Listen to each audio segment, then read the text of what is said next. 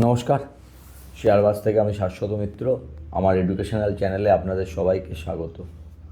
প্রথমেই আমার গলার অবস্থা একটু খারাপ আছে, তাই জন্য হয়তো আপনাদের একটু অসুবিধা হবে, সুতরাং নিজের মনে করে একটু শুনে নেবেন। মাঝে একদিন ভিডিও করতে পারিনি, তার কারণ ব্যস্ত ছিলাম, আপনাদের আগে জানিয়েছিলাম। যাই হোক, এই শনি রোববারটা খুব মার্কেটের জন্য খুব ইন্টারেস্টিং গেছে এবং পজিটিভলি ইন্টারেস্টিং, এটা বড় কথা। কারণ বেশিরভাগ শনি রোববার আমাদের খারাপ খবর দেয়, এই শনি রোববার ভালো খবরই দিয়েছে। আপনারা দেখেছেন, আমি এটা নিয়ে আগের দিন হয়তো আলোচনা করতে পারিনি, সময় পাইনি। অ্যানথ্রোপিক বলে একটা কোম্পানি একটা এআই টুল তৈরি করেছে, যেটা নাকি এমন কাজ করতে পারবে যে সমস্ত আইটি কোম্পানির আপনার আয়টা 50% পর্যন্ত কমে যেতে পারে। এই ভয়তে আইটিতে একটা হিউজ সেলিং হয়েছিল আমেরিকান মার্কেটে এবং আমাদের মার্কেটেও। কিন্তু পরবর্তীকালে 2-3 সেলিং থাকার পর পরবর্তীকালে মনে হয়েছে না, এইটা হয়তো যতটা মনে করা হচ্ছে, তো এটা সময় লাগবে। যদি সেরকম কিছু হয় এক্ষুনি একদম আইটি স্টক শেষ হয়ে যাবে, এরম ব্যাপার হয়তো নয়। সেই কারণে আইটি স্টকগুলো আস্তে আস্তে দেখছেন ফেরত এসছে। শুক্রবারে আমেরিকার বাজার ফর দ্য ফার্স্ট টাইম 50,000-এর ওপর বন্ধ করেছে, 50,000। এটা মাইলস্টোন একটা। এবং আপনার দেখবেন ন্যাসডাকও 2%-এর ওপর বন্ধ হয়েছে, S&Pও প্রায় 1.8%-এর কাছাকাছি বন্ধ হয়েছে। এবং সবচেয়ে আরেকটা যেটা বড় খবর, যেটা নিয়ে আমাদের মার্কেটে একটু ভয় ছিল, সেটা হচ্ছে ট্রেড ডিলটা তো আমরা বলছিলাম হয়ে গেছে সাইন, এর যখন অ্যাকচুয়াল ফাইন প্রিন্টস আসবে, মানে যে ড্রাফটটা আসবে, যে তাতে কারা সুবিধা পেয়েছে, কি হয়েছে, ভারতকে কোনো কম্প্রোমাইজ করতে হয়েছে কি না। একটা কথা দেখবেন বলছিলেন যে ডোনাল্ড ট্রাম্প, যে $500 বিলিয়ন কিনতে হবে। আর $500 বিলিয়ন তো 1 বছরে নয়, ওটা হচ্ছে 5 বছরে। আপনারা যদি একটু খেয়াল করেন দেখবেন ইন্ডিয়া অলরেডি ইউএস থেকে $80 বিলিয়ন প্রতি বছর ইম্পোর্ট করে। তাহলে 5 বছরে ওটা এমনিতেই $400 বিলিয়ন হয়, সেই জায়গায় $500 বিলিয়ন। কিন্তু অ্যাকচুয়াল যখন ফাইন প্রিন্টটায় একটা বলতে পারেন আংশিক যে নিজেদের মধ্যে কথাবার্তা হয়েছে, তার যে ডিটেলসটা এসছে, তাতে এটা করতেই হবে জায়গায় লেখা আছে যে ইন্টেন্ট মানে করার চেষ্টা করতে হবে $500 বিলিয়ন। মানে ভাষাটা অনেকটা নরম হয়েছে, এটা একটা ব্যাপার। সেকেন্ডলি, আমাদের মার্কেটের জন্য সবথেকে বড় ব্যাপার হচ্ছে যে ভারত কিন্তু তার ডেয়ারি সেক্টর এবং ফার্ম সেক্টর দুটো ইউএসের জন্য খুলে দেয়নি, যেটা আমাদের চাষি এবং যারা দুগ্ধজাত দ্রব্যের চাষ করেন, তাদের জন্য একটা খুব খারাপ জিনিস হতো, সেটা ভারত করেনি। তো এটা একটা বিশাল বড় জিত। শুধু তাই নয়, আমরা এর ফলে এই ট্রেড ডিল হওয়ার ফলে আমরা একটা আমেরিকার মার্কেট প্রায় 30 ট্রিলিয়নের মার্কেট। তাহলে ভাবুন, একটা 30 ট্রিলিয়ন মার্কেটে আপনি এন্টার করবার সুযোগ পাচ্ছেন আফটার দ্য ট্রেড ডিল, এবং সবচেয়ে সুবিধাজনক অবস্থায়। কারণ আমাদের ট্যারিফ সাউথ ইস্ট এশিয়া এবং বেশিরভাগ দেশের থেকে সব থেকে কম, 18%। বেশিরভাগ দেশে 19, 20, 25 এগুলো। তো আমরা একটা অ্যাডভান্টেজ নিয়ে আমেরিকান মার্কেটে ঢুকবো এবং আমাদের কোম্পানিগুলো সেই সুবিধাটা পাবে। দ্বিতীয়ত, প্রায় $44 বিলিয়ন এক্সপোর্ট আমরা 0% ট্যারিফে করব, যার মধ্যে জেনেরিক মেডিসিন আছে, যার মধ্যে কিছু পার্টস আছে যেগুলো প্লেন বা ইয়েতে কাজে লাগে, যার মধ্যে কিছু জেমস অ্যান্ড জুয়েলারির পার্ট আছে। তো এই সেক্টরগুলো খুব সুবিধা হবে।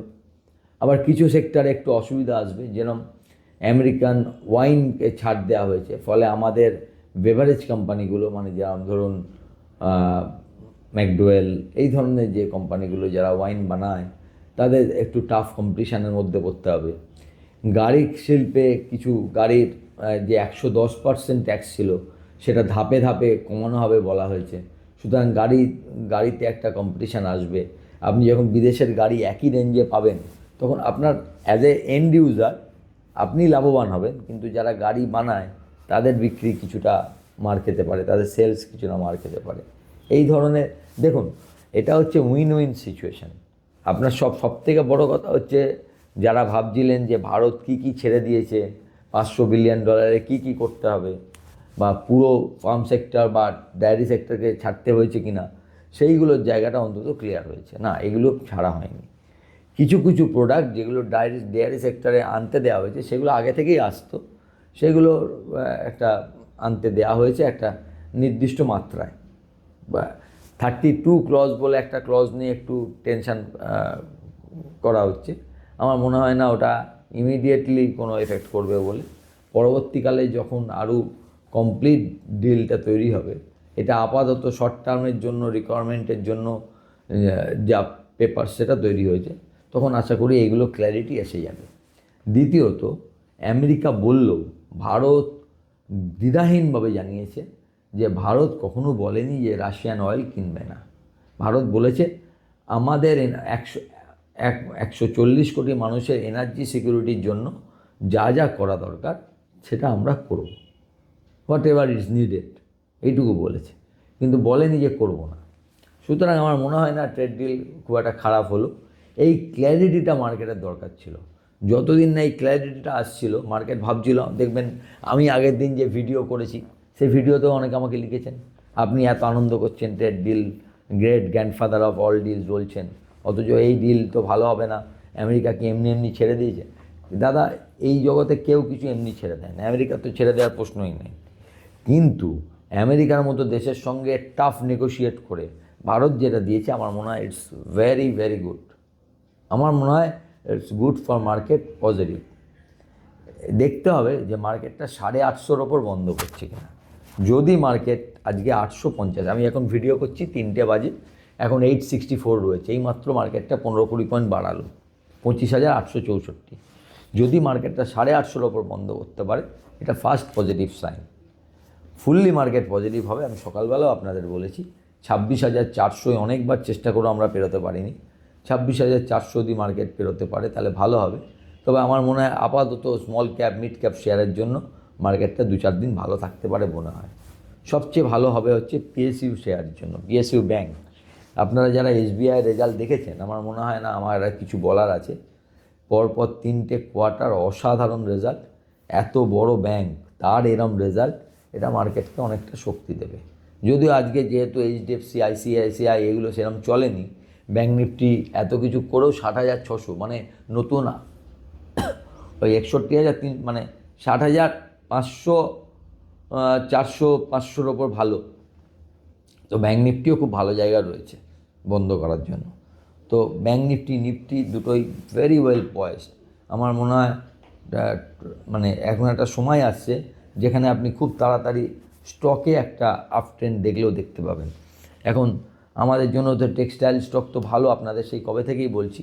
টেক্সটাইলগুলো একটু নিচে এসেছিলো, যেমন ধরুন গোকেক্স 500 যখন বলেছিলাম 570-80 টাকা ছিল, খুলেই ছিল 690, কেউ কেনবার সুযোগ পাননি। সেখান থেকে 650-60 এসেছিলো, সেখান থেকে আজকে 860, মানে 660-এ কেউ কিনলেও সে 200 টাকার ওপর পেয়েছে। মানে কি, আপনার যদি আইডিয়াটা ঠিক থাকে, আপনি একটু ওপরের দামে কিনলেও আরেকটা শেয়ার ভালো লাগছে, আপনি জাস্ট এটা এমনি হিসাবে দেখার জন্য, it's not a recommendation, buy sell কিচ্ছু নয়। এই ধরনের ট্রেড ডিল হলে এই শেয়ারগুলো ভালো হতে পারে। তার নাম হচ্ছে নিতিন স্পিনার। শেয়ারটা মাত্র মনে হয় 2,000 কোটি টাকা মার্কেট ক্যাপ, 250 টাকা, না এরমই দাম মনে হয়, 250-250ই দাম, আমার মনে নেই কত দাম, 350 হবে মনে হয় নাকি 250, ভুলে গেছি আমি, এরকম একটা দাম, 350-র কাছাকাছি দাম আছে। এই শেয়ারটাকে আপনারা লক্ষ্য রাখতে পারেন। এরও প্রায় 60% আমেরিকা, ইউএসএ যায়। তো এবং দামটা সব থেকে রিজনেবল, 11-12 পিতে মনে হয় চলছে। বুক ভ্যালু আছে মনে হয় 240-50 টাকা। ভালো শেয়ার। আপনারা আপনাদের মতো করে আপনাদের যিনি অ্যাডভাইজার আছেন তার সঙ্গে কথা বলতে পারেন এই শেয়ারটা নিয়ে, যে তার কি মনে হচ্ছে শেয়ারটা। এই শেয়ারটা একবার আপনারা চোখে রাখতে পারেন কি হবে। এছাড়াও কিছু কিছু স্টক যাদের একটু চাপ হতে পারে, যেরকম ধরুন বিভিন্ন কোম্পানিকে দেওয়ার জন্য এবিবি, সিমেন্স, এদের একটু চাপ হতে পারে। সবথেকে ভালো ট্রেড ডিলে ভালোর জন্য আরেকটা ভালো হবে হচ্ছে বড় কোম্পানি, যেমন আদানি গ্রুপের একটা চাপ ছিল, আমেরিকার কোর্টে আদানির সঙ্গে মামলা চলছে জানবেন। তা ট্রেড ডিলের একটা পজিটিভে আদানি শেয়ারের ওপর থেকে আপাতত যে কালো মেঘটা কিছুটা কাটবে, আদানি ভালো হতে পারে। যেহেতু ভেনেজুয়েলা অয়েল এবং অন্যদের সঙ্গে ব্যাপারটা মেটামেটির জায়গায় যাচ্ছে, রিলায়েন্স একটু ভালো হতে পারে। অন্তত এদের ডাউন সাইডটা কম থাকবে। ভালো হবে কি না সেটা পরের জায়গা, ডাউন সাইড কম থাকবে। তো এইগুলোর দিকে আপনারা লক্ষ্য রাখতে পারেন। ব্যাংক ভালো থাকার কথা, বিশেষ করে পিএসইউ ব্যাংক, শুধু পিএসইউ ব্যাংক নয়, যে কোনো পিএসইউ শেয়ার ভালো থাকার কথা। আজকে সকালে আপনাদের আরইসি পিএফসির কথা বলেছিলাম, যদি ওগুলো নিচেই পড়েছে, তবে 350 লেভেলে আরইসি ভালো শেয়ার বলে আমার মনে হয়। আমি জানি না কী দাম চলছে, দাম আমার জানা নেই, কিন্তু এই লেভেলে এগুলো ভালো শেয়ার। পিএফসি একটু ওপরে আছে। পিএফসি আরইসির যে দামের ডিফারেন্সটা না, এই দামের ডিফারেন্সটা এতটা থাকে না সাধারণত। সুতরাং যে কোনো একটা কিছু হবে, না আরইসি বাড়বে পিএফসি পড়বে। এই 15% ডিফারেন্স আরইসি পিএফসির দামের, এটা সাধারণত থাকে না।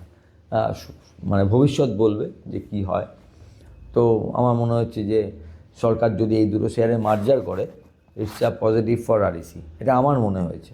আই মে বি কমপ্লিটলি রং, কারণ মার্জারের ডিটেলস কিছু দেওয়া হয়নি, কী সোয়াপ রেশিও হবে দেওয়া হয়নি, কিছুই জানি না আমি। আমার মনে হয়েছে যে এই দুটো হলে আরইসির পক্ষে সেটা পজিটিভ হলেও হতে পারে।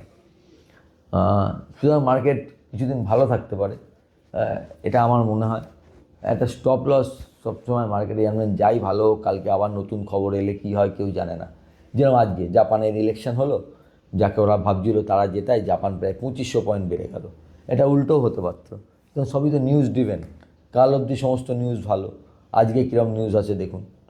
তো ঠিক আছে, তবে মনে হয় 25,850, এখনও 870, হোপ যে 25,850-এর ওপরে বন্ধ হবে।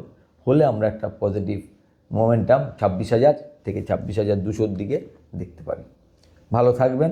ভিডিওটা ভালো লাগলে লাইক শেয়ার করবেন, এবং যারা প্রথমবার দেখছেন সাবস্ক্রাইব করবেন, এবং আমার টেলিগ্রাম চ্যানেলের সঙ্গে যুক্ত থাকবেন। নমস্কার।